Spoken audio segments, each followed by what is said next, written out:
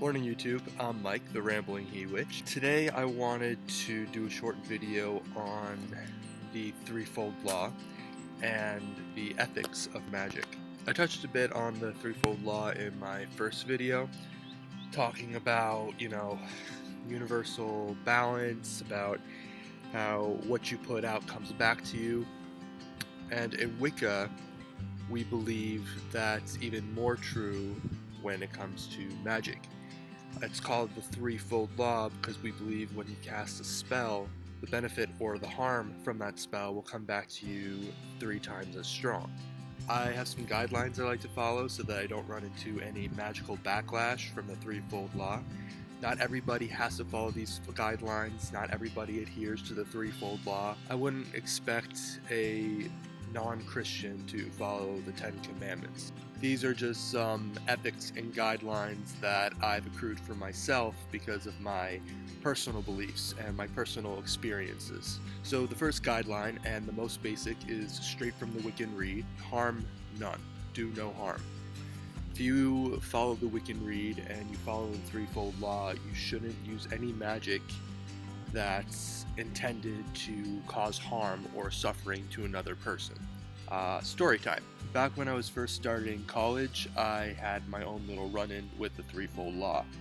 There was this one day, it was freezing out, it was like below zero. I got up early so that I could pick up a textbook from the campus bookstore before my class started. When I got to campus, I realized I was in such a rush to get out of the house, I forgot my jacket, which I normally left in my car.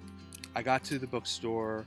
I'm first online, but there is a line. There's like 6-7 people waiting outside in this freezing weather. One of the ladies that worked in the bookstore, she showed up and she unlocked the door to let herself in. We were all freezing. We were just asking if we could step inside the vestibule so we could stay out of the cold while we were waiting for the bookstore to open. I don't know who crapped in her cornflakes that morning, but she was not very polite or very helpful. She just had a very miserable attitude. She basically said that she wasn't letting anyone in until the bookstore was open, and if we were cold, that was our problem. I was pretty miserable that morning too, so I kind of just let myself fantasize about how she would feel in that situation. I kind of pictured her getting locked out of her car or her house or something and getting stuck in this frozen weather. At first I didn't think there was any real harm in it, but the more I visualized about it and the more that I let it stew, the more I could feel energy build up in my stomach. When that energy left to do its thing, I was like, uh-oh, what did I just do? Like 2 days later, over the weekend, I wake up and it sounds like somebody is having a shower outside of my bedroom. I go downstairs and a pipe froze and burst in my living room, and it was like totally flooded with freezing water. Right away, my mind flashed back to the lady and what I had visualized for her, and something in my gut told me that those two things were correlated. I put out energy to make somebody miserable and cold, and so the Threefold Law was making me miserable and cold, and not just me, but my entire family. You have to be really careful with magic, because forget candles, forget magic wands, forget herbs, you are the most powerful tool that you have. Sometimes you have to be careful about your daydreams and what you're visualizing. If you're taking it to an unhelpful place or a harmful place, I like to cancel those thoughts out. I like to visualize a big white X over what I'm picturing, or I'll imagine that picture shattering like a mirror. If somebody is harassing you or creating conflict for you, there are ways to magically deal with them without cursing them or hexing them. You can cast protection spells or spells for peace and justice so that they'll have to answer to the law for whatever they did. In more serious cases, you can also cast a binding or a banishing. A binding is a spell that renders somebody unable to do harm. It kind of freezes the negativity in a person or a conflict.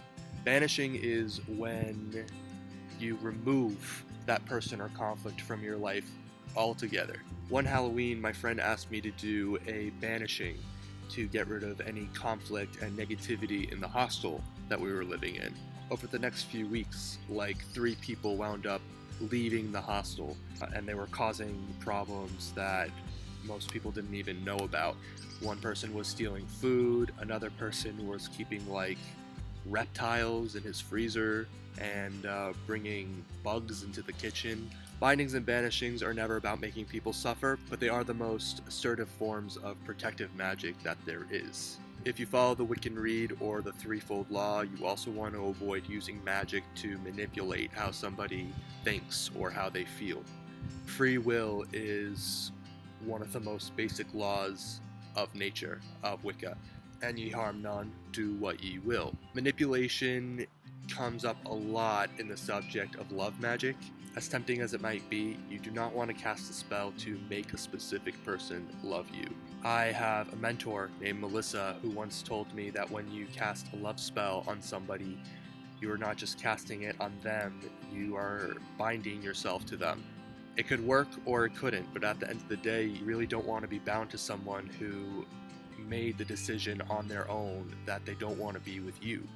When it comes to love magic, it's best to cast spells on yourself, like a glamour for beauty or confidence, or you can cast a basic attraction spell so that you can meet the right person with all the right qualities, as long as it's not a specific person. The last guideline is that if you follow the Wiccan Rede and the Threefold Law, you want to avoid using magic to help people without their permission. Wanting to help people is wonderful and it's encouraged, but doing so without their permission is another form of manipulation. It's kind of taking control of their lives and playing God. If you're not comfortable asking permission to cast a spell for somebody, or if you did ask permission and they're not really open to the idea, you can always pray for them. You can ask the god and the goddess, or whichever deity you pray to, you can ask them to handle the matter in whatever way they feel is best. Or you can even pray to the spirit guides of the friend or loved one in question, and you can ask those spirit guides to help out as much as they can. So those are my personal beliefs on magical ethics. I hope you guys enjoyed this video. If you did, feel free to like and subscribe. If you have any questions or topics you'd like to learn more about in the future, be sure to drop them in the comment section below. Thanks again, and blessed be.